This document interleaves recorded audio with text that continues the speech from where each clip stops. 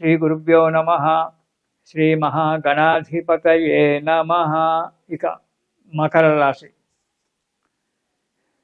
ఈ రాశి వారికి మార్చి 18 వరకు ఆదాయం 8, వ్యయం 14. మార్చి 19 నుంచి ఆదాయం 2, వ్యయం 8. ఈ రాశి వారికి మే 25 వరకు గురుడు 6వ ఇంట ఉండడం వల్ల వ్యాపారం మందుకోడిగా నడుస్తుంది. ఉద్యోగంలో కూడా ఉద్యోగస్తులకు కొంత డెవలప్మెంట్గా ఉండదు. కొద్దిగా అనారోగ్యం కూడా ఏర్పడడానికి ఆస్కారం ఉంది. మనశ్శాంతి లేకుండా మే 20 వరకు అనుకోని కొన్ని చిక్కులు రావడము, ఆ చిక్కులలో సతమతమైపోయి మానసికంగా, ఆర్థికంగా, ఆరోగ్యంగా కూడా కొంత దెబ్బతినడం అనేటువంటిది జరగడానికి ఆస్కారం ఉంది.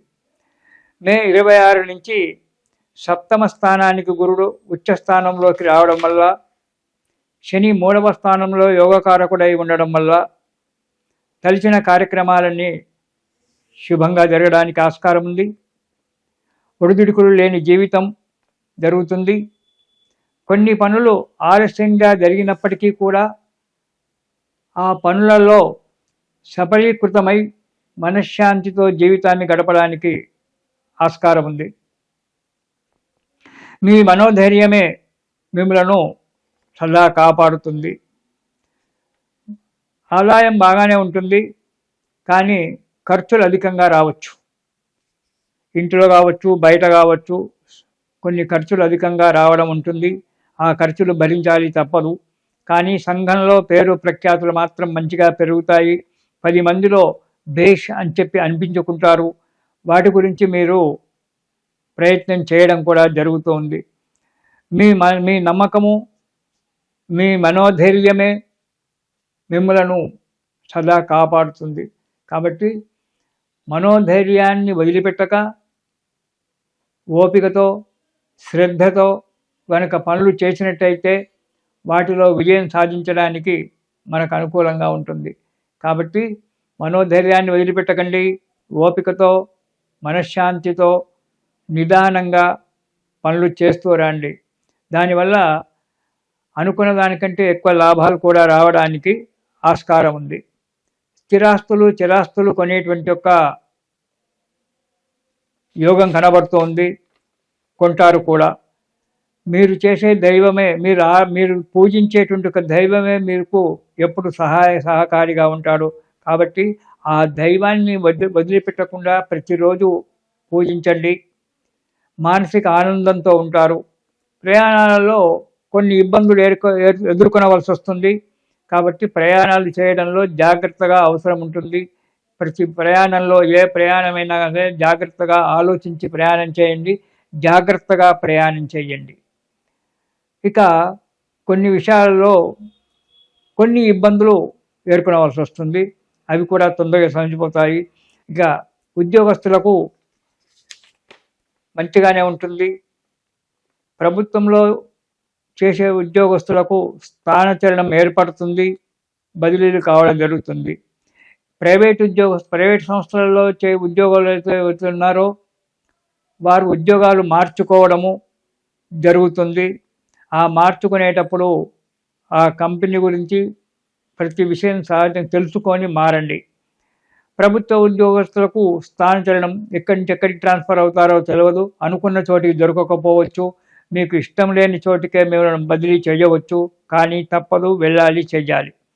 మే 25 తర్వాత ఉద్యోగస్తులకు, కొంతమంది ఉద్యోగస్తులకు అంటే సీనియారిటీ ఉండి మంచి పని చేసేటువంటి ఉద్యోగస్తులకు ప్రమోషన్లు రావడం అనేటువంటిది జరుగుతుంది. నిరుద్యోగులకు ఉద్యోగాలు రావడం జరుగుతుంది. పర్మనెంట్ కాని వారికి పర్మనెంట్ కావడం జరుగుతుంది. కాబట్టి మే 26 నుంచి కొంతవరకు ఈ మకర రాశి వారికి 75% మంచి జరుగుతుంది. 25% మాత్రం దెబ్బతినవలసి వస్తుంది. జాగ్రత్తగా ఉండండి. వ్యాపారస్తులకు అనుకున్నంత, ఆశించినంత ఆదాయం రాకపోవచ్చు. అభివృద్ధి బాగానే ఉంటుంది. కొన్ని అన్ని క్రెడిట్గా ఉంటాయి. రేపిస్తానులే, మాపిస్తానులే అని చెప్పి ఉంటారు. వాటి గురించి, ఆ లావాదేవీల గురించి జాగ్రత్తగా ఉండండి. ఎప్పుడైతే లావాదేవీలు ఉంటారో ఎదుటి వ్యక్తి యొక్క గుణగణాలు చూసి ఎక్కడ పోవు అన్నప్పుడే ఈ వ్యక్తి దగ్గర నా డబ్బు ఎక్కడ పోదు అనేటువంటి ఒక నమ్మకం ఉన్న వ్యక్తులకు మాత్రమే క్రెడిట్గా ఉండండి. తక్కిన వాటికి మాత్రం ఇస్తే తీసుకోండి, లేదా లేదు అని చెప్పండి. అంతేగాని అక్కడ మొహమాటం అనేటువంటిది పనికిరాదు. జాగ్రత్తగా కొత్త వ్యాపారాలకు ప్రయత్నం చేయడం జరుగుతుంది. కానీ ఆ ప్రయత్నాలు ఎంతవరకు సక్రమంగా జరుగుతాయో తెలియదు. తలకు సంబంధమైన వ్యాధి చేత కొంతకాలం బాధపడవలసి వస్తుంది. దాని గురించి వైద్యశాలలు తిరగడము, డబ్బు ఖర్చు పెట్టడం జరుగుతుంది. ఇక విద్యార్థులకు చాలా కష్టపడవలసి వస్తుంది. విద్యార్థులు ఏ విషయంలో శ్రద్ధ పెట్టరు. తల్లిదండ్రి కానీ గురువు గారు కానీ చెప్పినటువంటి ఒక మాటలు వినరు. మాదే గొప్ప, మేమే గొప్ప అని చెప్పి మాట్లాడుతుంటారు. ఎదురు ప్రశ్నలు వేయడము, ఎదురు జవాబులు ఇవ్వడము ఇలాంటివి జరుగుతుంటాయి. విద్యార్థులకు శ్రమ తగ్గిపోతుంది. దానివల్ల విద్యార్థులకు అడుగు ముందుకు పడడం చాలా కష్టం. అనుకున్న కాలేజీలో సీటు దొరకకపోవడము, ఇబ్బందుల పాలవుతారు. కాబట్టి విద్యార్థులు చాలా కష్టపడి ప్రతి అడుగు కూడా జాగ్రత్తగా అడుగు ముందుకేయాలి. అప్పుడే కానీ వారికి విజయం సాధించడం జరుగుతుంది. వ్యాపారస్తులకు అనుకున్నంత, ఆశించినంత ఆదాయం రాకపోవచ్చు. అభివృద్ధి బాగానే ఉంటుంది. అన్నీ క్రెడిట్గా ఉంటాయి.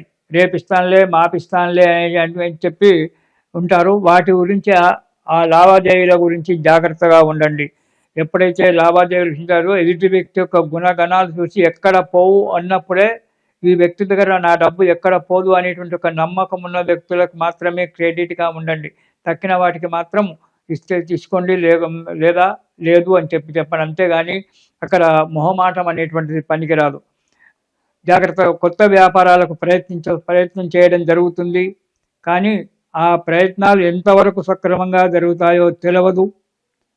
వాటి నుండి మీరు ఏ దేవుణ్ణైతే నమ్ముకుంటారో, మీ కులదేవత ఎవరైతే ఉన్నారో, మీరు ఏ దేవతనైతే నమ్ముకుంటారో ఆ దేవుని యొక్క నమ్మకం మీదనే, ఆ భగవంతుని యొక్క నమ్మకంతో జీవితాన్ని గడపండి. ప్రతిరోజు మీరు చేసుకుంటండి. లేదా ప్రతిరోజు రామరక్షా స్తోత్రం అనేటువంటిది, మీకు ఏ దేవుని మీద లేదంటే, ఏ గురువుగారి యొక్క మంత్రం ఏమీ లేదంటే రామరక్షా స్తోత్రం అనేటువంటి దాన్ని ప్రతిరోజు చదవండి. ఆ రాముడే మీ గుణను సదాకాలము రక్షిస్తూ ఉంటాడు. ఆ రామరక్షా స్తోత్రం చదివి రాముని యొక్క అనుగ్రహం పొంది ఈ సంవత్సరం సుఖంగా ఉండండి. ఇది శుభం.